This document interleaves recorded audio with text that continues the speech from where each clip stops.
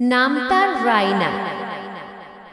ছোটবেলা থেকে সে ভাবত যখন কষ্ট হবে মানুষ এসে তার হাত ধরে দাঁড় করিয়ে দিবে। কিন্তু একদিন তার সবচেয়ে কাছের মানুষটা তাকে ছেড়ে চলে গেল। তার সামনে দাঁড়িয়ে কাঁদছিল।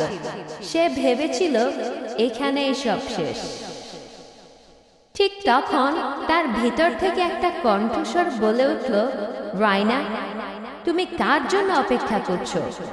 নিজের কান্না নিজেই মুছে ফেলো, উঠে দাঁড়াও। সে চোখের পানি মুছে নিল, আয়নার ভাঙা টুকরায় নিজের প্রতিচ্ছবি দেখল। হঠাৎ সে হাসল, বলল, নিজের শক্তি আমি নিজেই, কখনো আর কারো উপর ভরসা করব না। সে রাতেই রাইনা বদলে গেল, আর তারপর থেকে সে আর কখনো ভাঙল না। সে কেবল জয় করতে শিখল।